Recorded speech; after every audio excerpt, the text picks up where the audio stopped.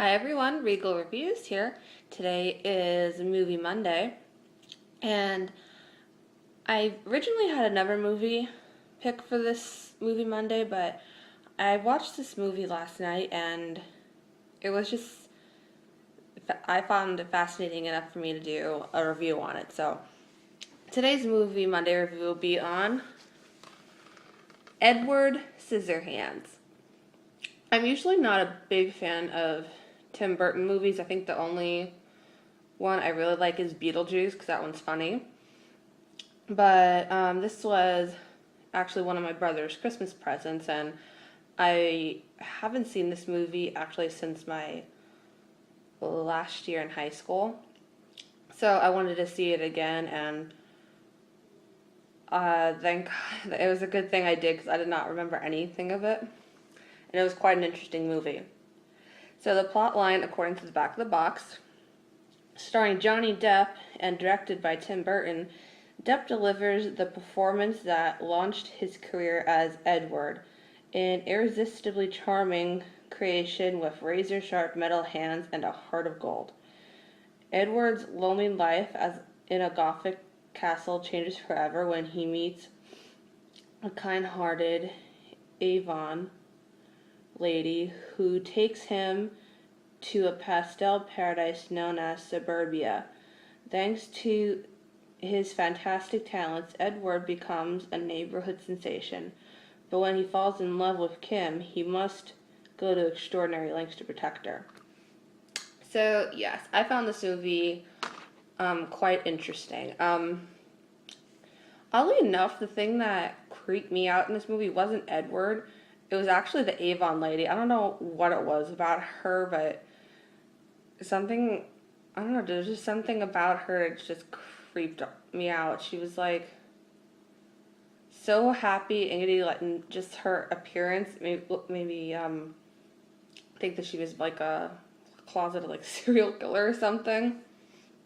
Edward is definitely misunderstood. He was created by this guy. Kind of reminded me of Pinocchio in a way, but he was unfinished. And it was early before Christmas when I guess you could call him his father, gave him the present of hands, and the guy just suddenly died right then and there, and I felt so bad for Edward. One, because his father died, and then he remained unfinished then.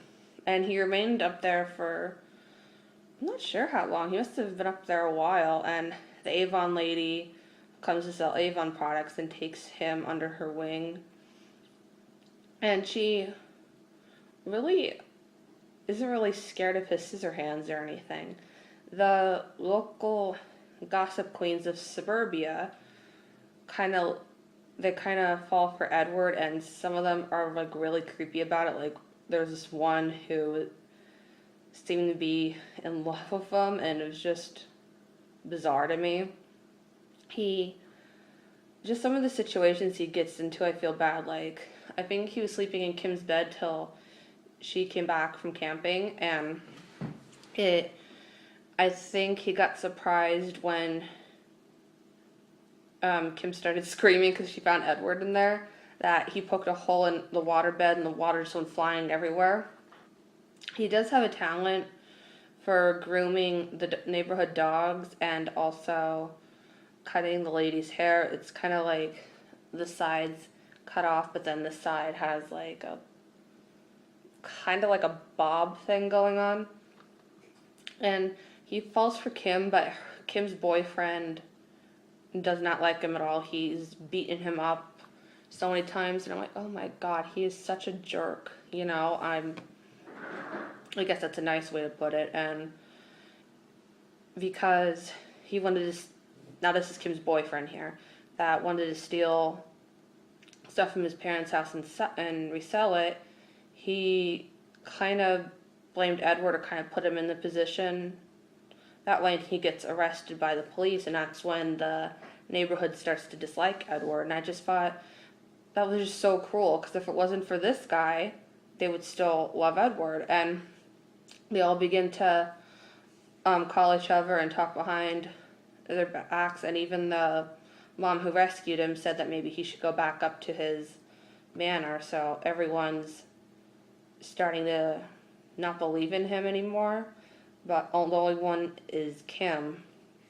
Um, Edward runs away after he accidentally cut Kim's hand, and I think he was like running back to the castle, and her little brother finds him, and Edward actually rescued her little brother because Kim's boyfriend, his friend, was driving drunk in the car and almost hit her little brother. So Edward pushes him out of the way, but he accidentally cuts him, and the whole neighborhood just assumes that he's hurting him. So he runs back to the manor, and there's like this epic showdown between Kim's boyfriend and Edward ultimately protects Kim by, I think he um, stabs her boyfriend, and then he gets knocked out the window onto the ground. And it was really self-defense because the boyfriend was hitting him. I believe he was gonna shoot Edward, and it was just really epic. And Kim actually realized that she had to say goodbye to Edward because the townspeople were going to come after him, and it was quite sad to watch because not only did Kim lose her love, but Edward had to remain alone again, and that's just really sad. Kim actually was able to have Edward remain in his home by the fact that there was, I guess, a leftover scissor hand, and she brought it outside saying that he's dead. They both killed each other. And Edward got to live in his castle, working on the grounds on the shrubbery, and he got to make an ice sculpture and make it snow. And all the while that the older Kim is telling her granddaughter the story of how it snows. And it was just a very interesting movie. It was better than I expected. The one thing I didn't get, though, is how Kim fell for Edward so fast, because she was dating her boyfriend for a while, but, like, she literally just met him and she is just in love with him. That's the only thing I didn't understand in the movie, but it's, like, a wonderfully sad movie. I mean, it has a nice message behind it, but you just feel bad for Edward that he still has to be hidden away, and he wouldn't have been hidden away if it wasn't for Kim's boyfriend. So I definitely recommend this movie if you haven't seen it, or if you're looking to add to your Tim Burton collection. I believe this is available at most movie retailers. I hope you can check out and enjoy Edward Scissorhands. And until next time, stay regal.